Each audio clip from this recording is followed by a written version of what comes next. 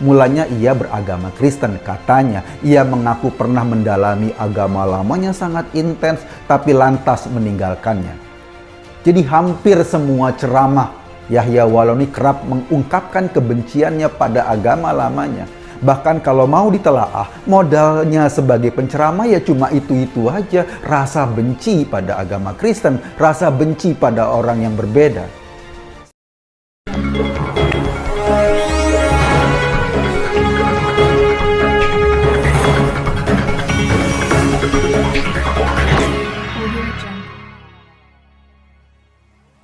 Pendakwah Yahya Waloni kembali bikin ulah. Dalam ceramahnya yang diunggah Hadis TV, ia jelas-jelas menceritakan perilaku biadabnya di hadapan para pendengarnya. Saat saya mendengar ceramah itu hanya ada satu kata yang bisa saya ucapkan. Dasar anjing.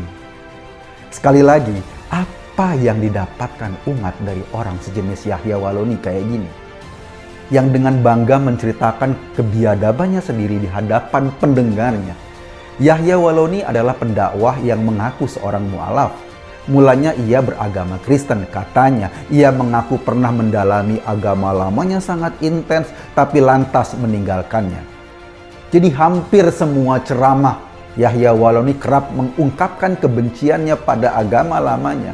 Bahkan kalau mau ditelaah, modalnya sebagai penceramah ya cuma itu-itu aja. Rasa benci pada agama Kristen, rasa benci pada orang yang berbeda. Saya tentu maklum, orang seperti Waloni tidak punya waktu untuk belajar tentang Islam sebagaimana nafas aslinya. Dia baru aja jadi mu'alaf, udah langsung dapat panggung dakwah. Akibatnya, yang diketahui tentang Islam adalah kebencian pada agama lain saja. Dan itulah yang menjadi bahan jualan ceramahnya kemana-mana. Para pendakwah sebetulnya adalah etalase sebuah agama. Kita bisa melihat agama Katolik dari para pastor dan suster misalnya. Kita juga bisa menilai agama Buddha dari para biksu dan biksuninya. Nah, pertanyaannya, apakah umat Islam mau agamanya dinilai dari sosok orang seperti Yahya Waloni ini yang senang menyakiti umat lain? Apakah kita mau agama yang rahmatan lil alamin ini digambarkan oleh sosok dan perilaku seorang Yahya Waloni yang psikopat? Karena nggak ada kata lain selain psikopat yang karena dia senang melihat penderitaan makhluk lainnya. Saya sih ogah.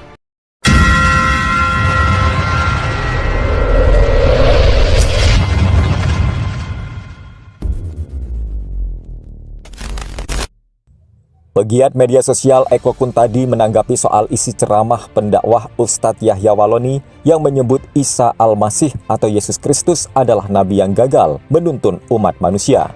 Eko Kuntadi lewat cuitannya di Twitter Minggu 28 Februari 2021 menilai pernyataan Yahya Waloni terkait Nabi Isa tersebut sebagai bentuk penghinaan terhadap Tuhan. Pasalnya, kata Eko Kuntadi, semua nabi diyakini sebagai utusan Allah Subhanahu wa Ta'ala.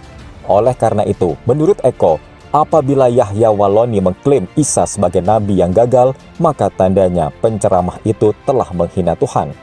Jika nabi diyakini sebagai utusan Allah, lalu Waloni mengklaim gagal, tandanya Waloni menghina Tuhan yang mengutus para nabi. Cuit Eko Kuntadi. Sebelumnya diberitakan, pendakwah kontroversial Ustadz Yahya Waloni menyinggung soal nabi umat Kristen, yakni Isa Al-Masih atau dalam sebutan agama Nasrani, Yesus Kristus.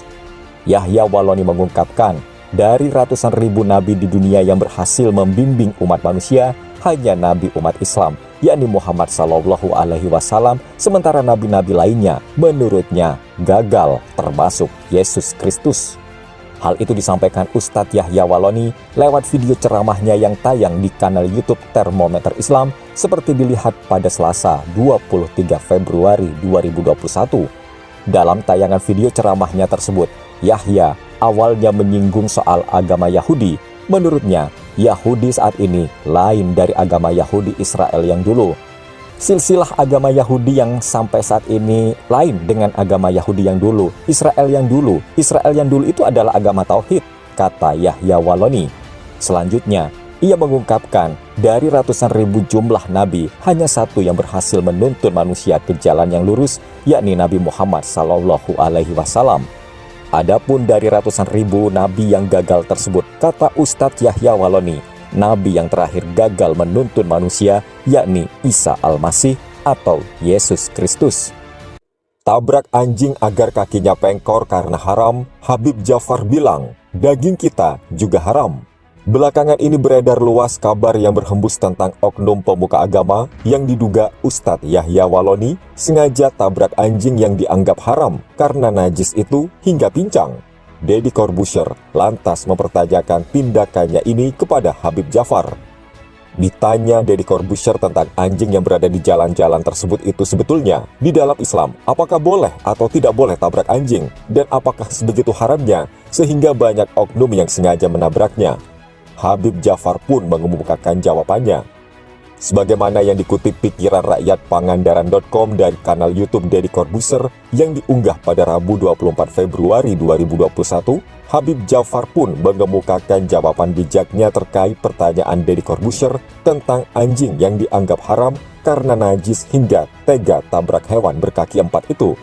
Habib Ja'far lantas akan meminta umat manusia untuk mengingat kembali alasan anjing sebegitu dibencinya karena dianggap najis dan haram.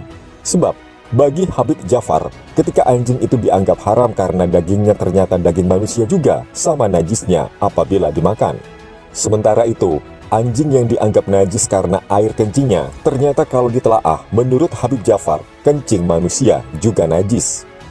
Oleh sebab itu, kedua makhluk ciptaan Tuhan ini memiliki kesamaan dalam hal itu. Namun bedanya, anjing justru dibenci, tetapi manusia yang dalam hal itu serupa tidak pernah membenci dirinya sendiri. Sebagaimana keringat anjing yang menurut sebagian ulama itu najis, kencing kita juga najis. Ada yang najis juga dari diri kita, tapi kenapa kok kita nggak benci? Ujar Habib Ja'far. Sementara itu, kalau memang dianggap najis karena air liurnya sehingga manusia membencinya dan sengaja menabraknya, sebetulnya hal ini tidak ada bedanya dengan manusia yang liurnya juga najis karena berucap atau melakukan hal-hal yang buruk. Tapi masalahnya, kata Nabi, ada orang yang liurnya secara lahirnya bukan kodratnya najis, tapi secara makna dia bisa najis. Najisnya lisan itu dengan berkata buruk. Dengan demikian, manusialah yang sebetulnya lebih parah apabila dibandingkan dengan anjing. Sebab, anjing memang sudah dikodratkan untuk menjadi najis, namun manusia tidak. Namun, manusia yang tidak dikodratkan justru menajiskan diri. Sementara, kodrat dari Tuhan tidak boleh dihina, sama halnya dengan manusia yang memiliki kekurangan secara fisik yang tidak boleh dihina. Pendakwah kontroversial Yahya Waloni sempat menjadi perbincangan hangat setelah mengaku pernah sengaja menabrak anjing hingga pincang. Kutabrak juga seekor anjing, nggak tahu punya siapa, dia lari pincang kakinya. Kalau kambing masih saya rem, tapi kulihat anjing, najis, kutembak satu yang paling depan, ujar Ustadz Yahya Waloni. Menanggapi hal tersebut, Habib Hussein Ja'far Al-Hadar lewat kanal YouTube Deddy Corbuzier memberikan pandangannya Rabu 24 Februari. Kenapa sih kita jadi benci anjing? Kalau karena dagingnya haram, daging kita juga haram. Kalau soal najis, kencing kita juga najis. Karena liurnya najis. Gini liurnya anjing itu najis sudah kodratnya dari Allah. Kodrat sendiri menurut Habib Hussein Ja'far tidak boleh dihina karena datang dari Allah sendiri. Bahkan menurutnya, manusia buruk yang disebut anjing merupakan sebuah penghinaan bagi anjing. Ceramah Ustadz Yahya Waloni yang mengaku menabrak anjing sampai pincang mendapat tanggapan dari Habib Hussein Ja'far. Ustadz Yahya Waloni mengaku sengaja menabrak anjing sampai pincang saat mengendarai mobil. Kata Habib Ja'far, ketika ada yang bilang orang yang buruk itu seperti anjing, justru itu sebenarnya penghinaan kepada anjing, karena menurutnya anjing tidak seburuk itu.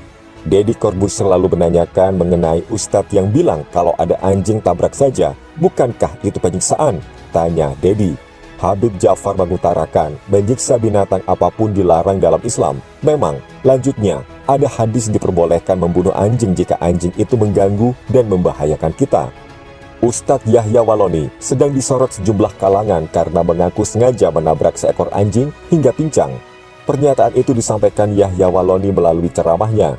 Terkait hal itu, Natas Satwa Nusantara mengecam Yahya Waloni atas ceramah tersebut.